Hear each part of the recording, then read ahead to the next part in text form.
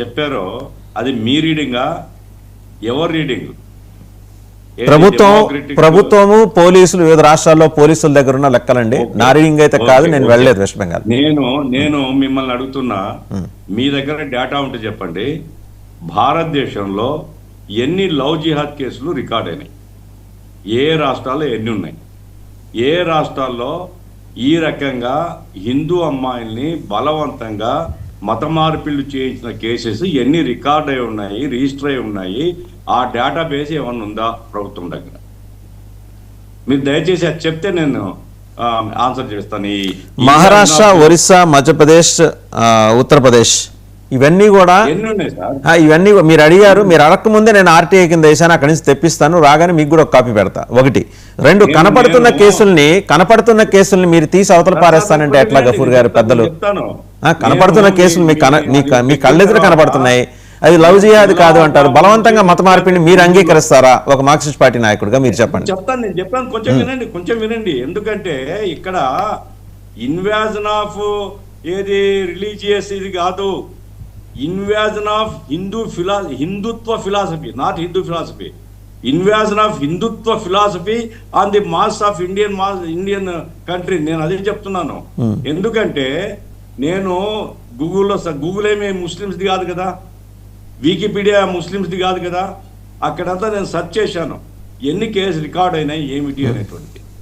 కేరళ ఇది చాలా గొప్పగా, కేరళ అదేది సినిమా కూడా తీసి చాలా ఘోరం జరిగిపోతుంది అది అన్నారు. అక్కడ ఎన్ఐఏ ఇన్వెస్టిగేట్ చేసింది, హైకోర్టులో 2 సార్లు చర్చలు జరిగాయి. హైకోర్టు చెప్పింది ఆయన మూసే అనేసి హైకోర్టు చెప్పింది, డివిజన్ బెంచ్ చెప్పింది. ఎందుకంటే ఇప్పుడు ఐసోలేటెడ్ కేసులు 140 crores ఆఫ్ పాపులేషన్ మనం కుంటున్నప్పుడు ఐసోలేటెడ్ కేసులు అక్కడక్కడ ఉండవచ్చు సార్. ఇప్పుడు బాజీ గారు చెప్పారు కదా, నాకు తెలిసి ముస్లిం అమ్మాయిలు హిందూ యువకులను పెళ్ళాడినటువంటి కర్నూలులోనే 10 కేసులు ఇప్పుడు నేను చెప్పగలుగుతా, పేర్ల సార్ చెప్పగలుగుతా. నేనేమి అదే హిందుత్వ మతం వాళ్ళు కావాలని ముస్లిం అమ్మాయిల్ని టార్గెట్ చేస్తున్నారని చెప్పడం లేదు. వాళ్ళు ఒక చోట పనిచేస్తున్నారు, వాళ్ళిద్దరు ప్రేమించుకున్నారు, పెళ్లిళ్ళు చేసుకున్నారు, ముస్లిం కుటుంబాలు అంగీకరించకుండా ఉండేవాళ్ళు అమ్మాయిని దూరం పెట్టేసినారు. అంగీకరించిన వాళ్ళు ఇప్పటికీ రాకపోకలు ఉన్నాయి వాళ్ళ మధ్య.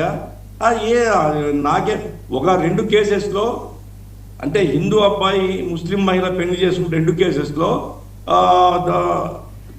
సంబంధాలు తెగిపోయినాయి, వాళ్ళ మధ్య డిస్ప్యూట్ ఉంది. నేను 10 కేసులు చెప్పాను కదా, 100 కేసులు హిందూ అమ్మాయిలు పెళ్లి చేసుకొని విడిపోయినటువంటి కానీ, ఆ అమ్మాయి మీద దౌర్జన్యం చేస్తున్నటువంటి కేసులు కానీ, అమ్మాయిని వదిలిపెట్టే కేసులు కానీ 100 కేసులు చెప్తాను. పాయింట్ ఏంటంటే ఇక్కడ ఒక అమ్మాయి ఎందుకు పెళ్లి చేసుకుంటారనేది వాళ్ళ జీవితాల లోతులోకి మనం పోవాల్సిన అవసరం మనకేముంది? భారతదేశంలో యుక్త వయసులో వచ్చిన తర్వాత ఒక చోట పనిచేస్తున్న వాళ్ళు పరస్పర ఆకర్షణ కావచ్చు, ఏమైనా కావచ్చు, పెళ్లి చేసుకున్నారు. పెళ్లి చేసుకోకుండా చీకటి సంబంధాలు పెట్టుకుంటే మనం తప్పని ఖండించాలా? పెళ్లి చేసుకున్నప్పుడు దాని సమాజం అంగీకరించినప్పుడు ఏంటి ఇబ్బంది ఏంటని నాకు అర్థం కాదు. అంటే ఒకే ఒక ప్రశ్న, పెళ్లి చేసుకుని వేధించడాన్ని మనం అంగీకరించాలంటారు ఒకటి. 2, పెళ్లి చేసుకునే మతం, ఒక్క నిమిషం అంటే లెట్ మీ కంప్లీట్. పెళ్లి చేసుకునే మతం మారాలని చెప్పి మెడ మీద కత్తి పెట్టి బ్లాక్ మెయిల్ చేయడాన్ని మనం అంగీకరించాలి. Do you mean to say that? No Vasudevan గారు, ఇప్పుడు వాళ్ళు ఇష్టపడి పెళ్లి చేసుకున్నప్పుడు మీకేం అధికారం ఉన్నట్టున్నాను?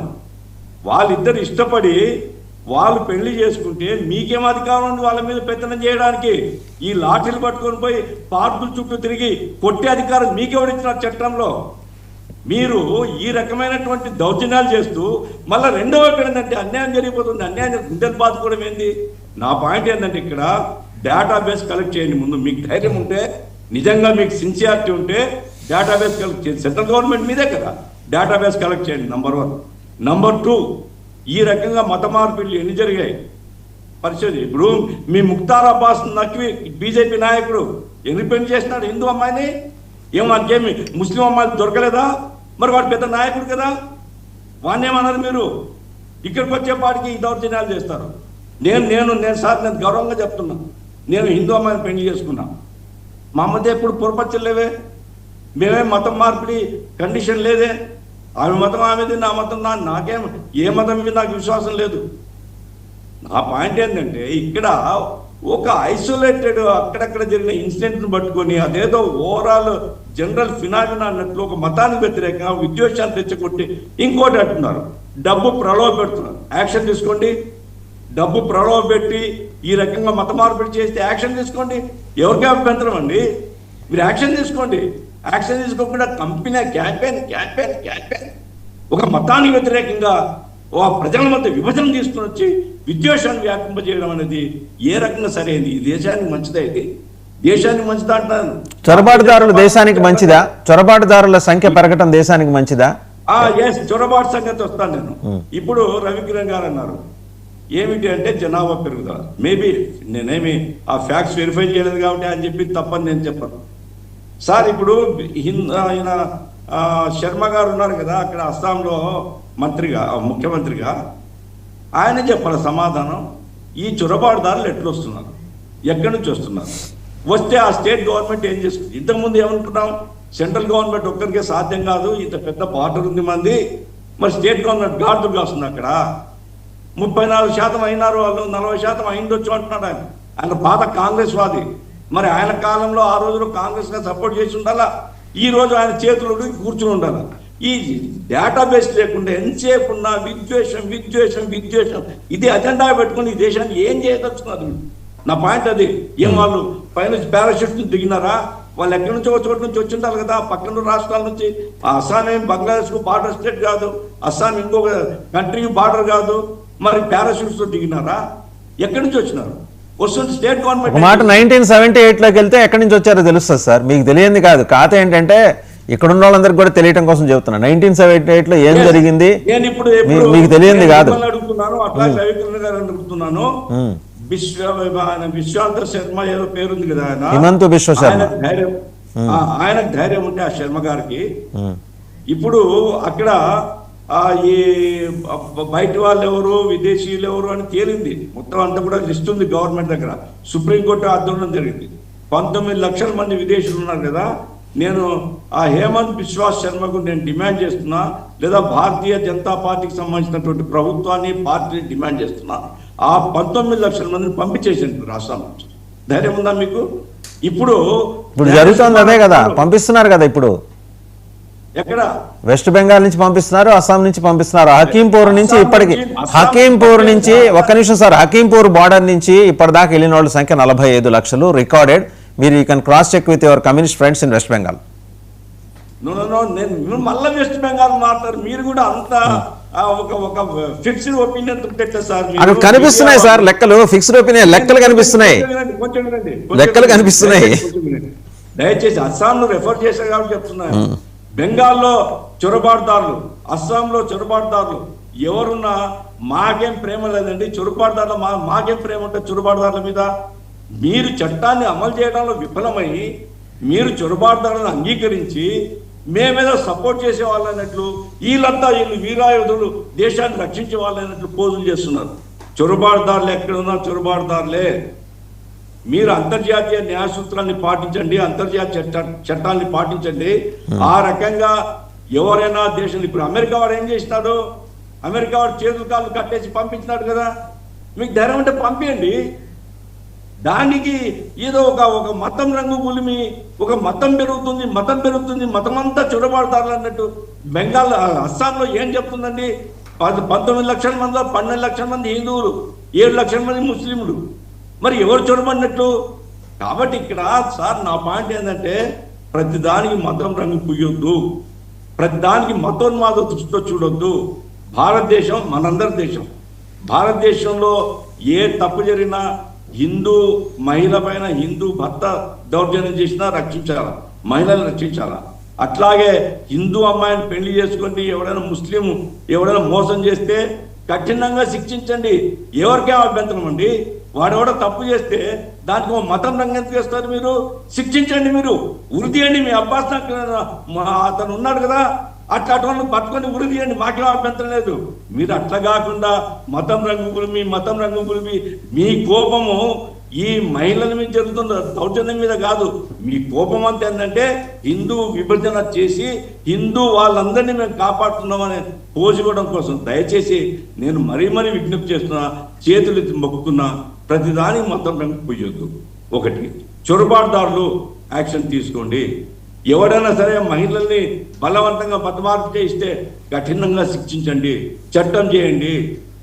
మత మార్పిళ్ళు నిషేధించిన దేశంలో ఎవరికే అభ్యంతరం అండి. కాబట్టి హిందూ మతంలోకి బలవంతంగా మార్పించి తప్పే, ముస్లిం మతంలోకి బలవంతంగా మార్పించి తప్పే. వాళ్ళ చైతన్యాన్ని బట్టి వాళ్ళ ఇష్టం ఏ మార్గమైనా ఎన్నుకోవాలి. కాబట్టి మత సామరస్యాన్ని పెంచితే ఈ దేశంలో అందరం కలిసి సహజీవనం చేసి దేశాన్ని అభివృద్ధి చేసుకున్నాం అనేటువంటి ఐడియాలజీ పెంచండి.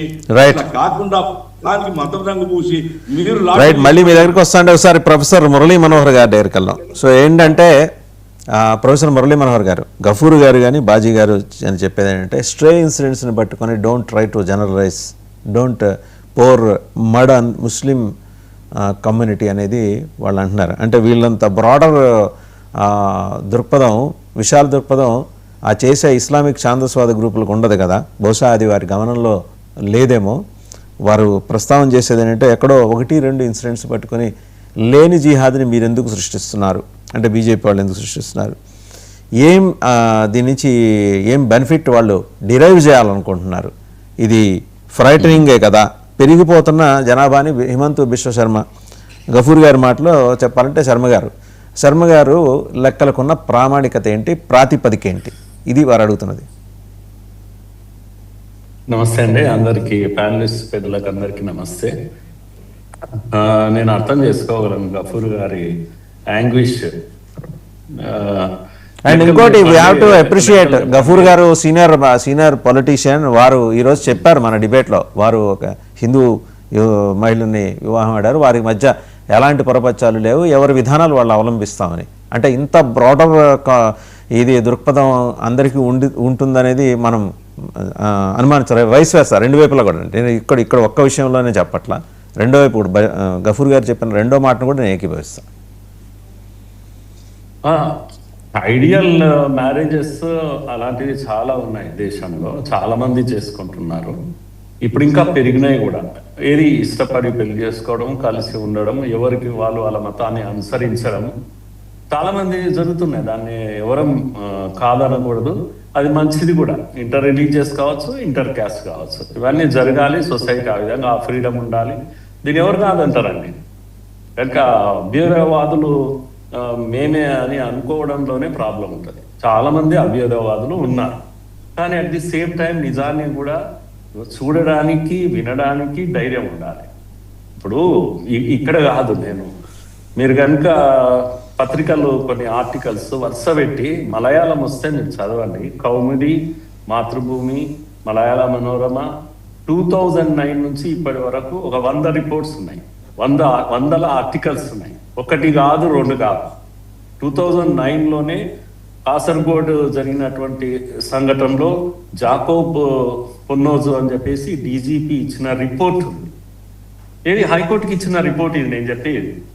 కనుక ఊరికే టైంపాస్కి మాట్లాడే విషయం ఏం కాదు ఇది. దాంట్లో కాకపోతే అఫీషియల్ గా లవ్ జిహాద్ జరుగుతుందా అనేది నేను చెప్పలేను, కానీ దీనికి ఆధారాలు ఉన్నాయి. అమ్మాయిల కిడ్నాప్ కేసులు ఉన్నాయి. 20 ఏళ్లుగా అమ్మాయిలు కిడ్నాప్ అయ్యేది, హిందూ అమ్మాయిల సంఖ్య విపరీతంగా ఉంటుంది దేశంలో. కావాలంటే క్రైమ్ రిపోర్ట్స్ మీరు తీసుకొని చదవండి. కేరళ లాంటి రాష్ట్రంలో ఇంకా ఎక్కువ ఉంటుంది.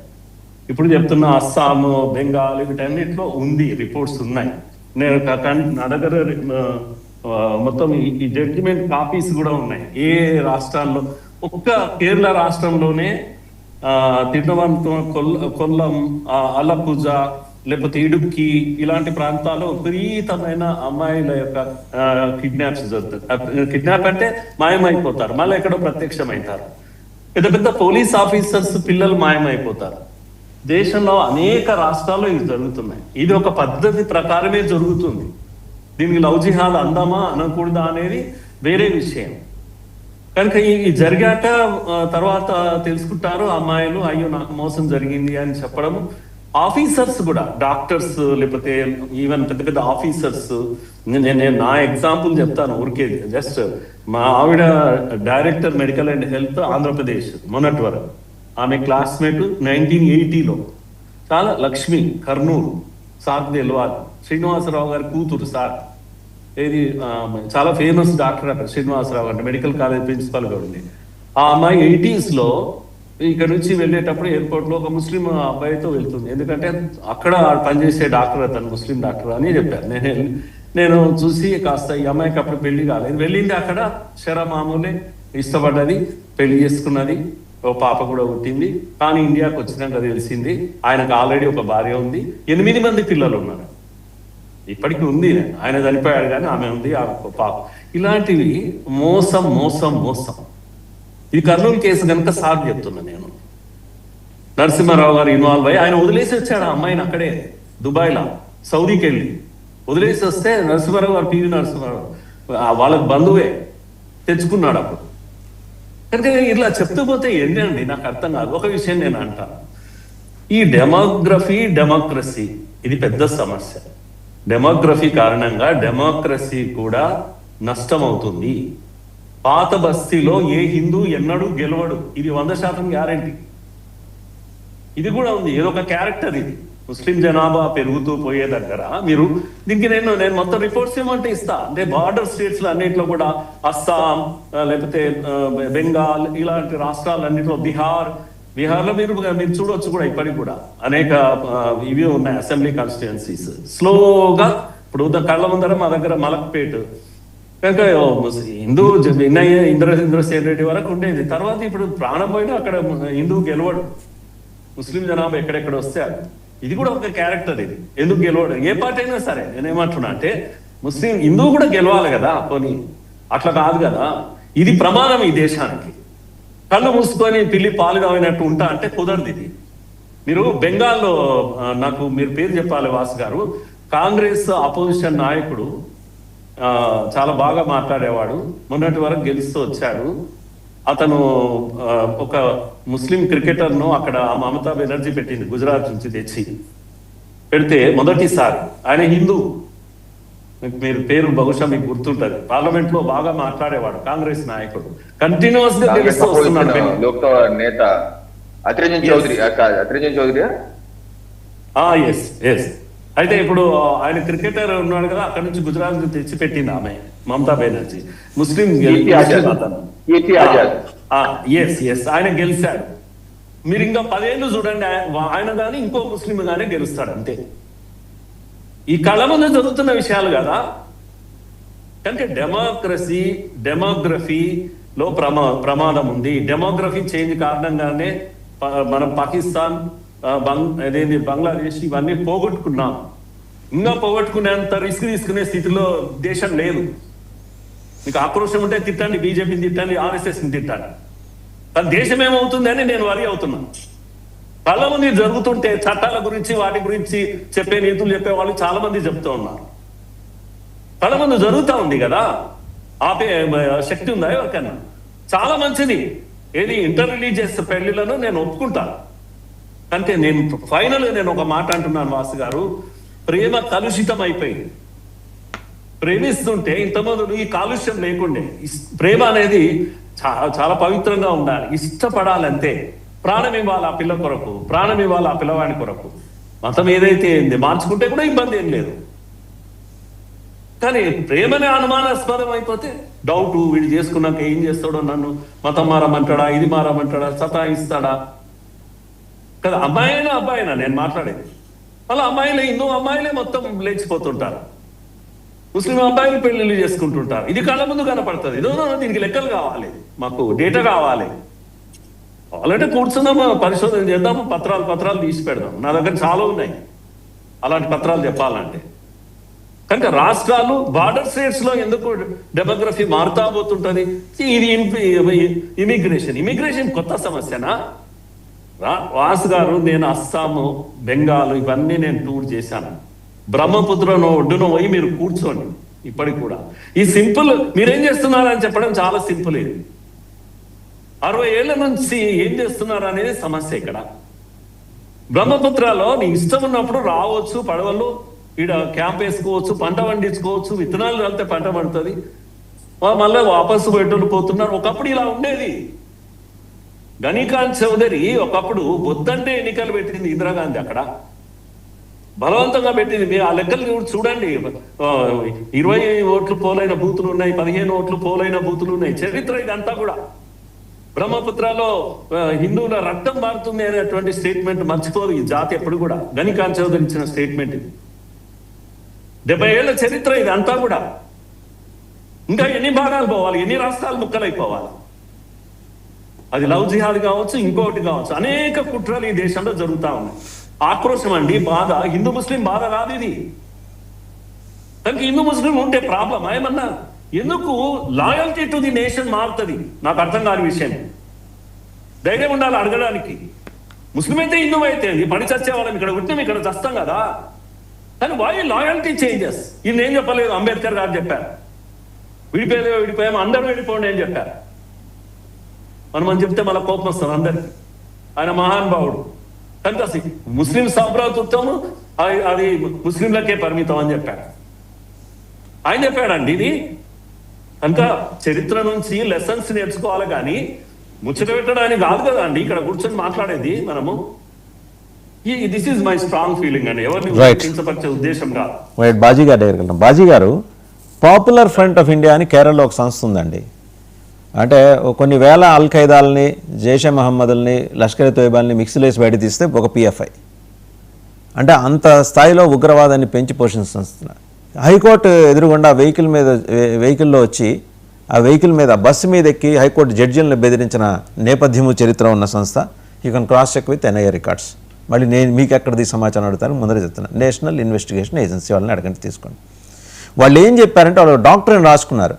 ఎలాగో ఉత్తర భారతదేశంలో లష్కర్ తోయిబా, జైషే మొహమ్మద్ విపరీతంగా శ్రమించి చెమటోడ్చి అక్కడ ఉగ్రవాద కార్యకలాపాలని పెంపొందిస్తున్నారు కాబట్టి దక్షిణ భారతదేశం మాకు వదిలేయండి, మేము దీన్ని క్యాప్చర్ చేస్తాం ఇటువైపు నుంచి అని. ఇదంతా they have confession statement. NIA charge sheet file చేసింది, దాంట్లో ఉంది ఇది. ఇందులో ఏ ఒక్కటి నాగ్గా నేను చెప్తున్నది కాదు.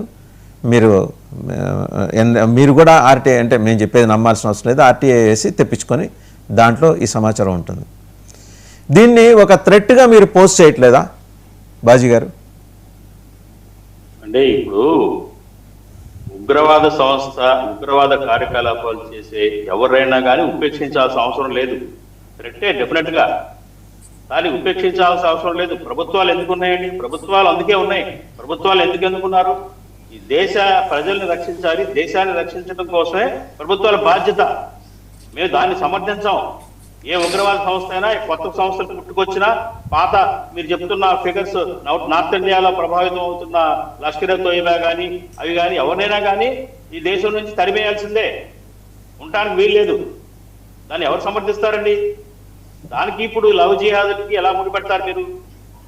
వాళ్ళు తీసుకొచ్చిందే కాబట్టి, ఆ సంస్థలు తీసుకొచ్చినాయి కాబట్టి లవ్ జిహాద్, ఆ సంస్థలు లవ్ జిహాద్ అన్నది సంస్థలు తెచ్చినవి కాదు. చెప్తున్నాను మళ్ళీ, అది క్రియేట్ చేసింది. ఇస్లాంలో బలవంతపు మత మార్పిడులకు తావులేదు. ఇస్లాం ఖురాన్ లో ఉంది, లా ఇక్రాహ ఫిద్దీన్. అంటే ఏంటి? బలవంతంగా ఎవరిని ఫోర్స్ఫుల్ గా రాకూడదు మతంలోకి అని సూత్రం ఉంది ఖురాన్ లో. ఇస్లాం ఎప్పటికీ కూడా ఫోర్స్ఫుల్ మార్గాన్ని అంగీకరించదు. అది మీరు సూత్రం, అది మౌలికమైన సూత్రం. ఎవరైతే ఇప్పుడు ఇవాళ ఇందాక వారు చెప్తున్నారు, విశ్లేషకులు చెప్తున్నారు, ప్రేమ కలుషితం అయిపోయింది. ప్రేమ కేవలం హిందువులు ముస్లింస్ మధ్య వచ్చి పుట్టే ప్రేమే కలుషితం కాలా. ఇవాళ సామాజిక రుగ్మత, ఏ కులాల మధ్య, ఏ మతాల మధ్య, సేమ్ కులాల మధ్య ప్రేమలు పుట్టినా గానీ అవి వాటిలో స్వచ్ఛత లేదు. ప్రేమ కలుషితం అయింది. కారణాలు చాలా ఉన్నాయి, అది సపరేట్ సబ్జెక్టు. ప్రేమ కలుషితం అవటం, స్వచ్ఛమైన ప్రేమ లేకపోవటం వల్లే పెళ్లిళ్ళు చేసుకున్నా కూడా కొద్ది నెలల్లోనే, కొద్ది సంవత్సరాల్లోనే విడిపోతున్నారు, కొట్టుకుంటున్నారు.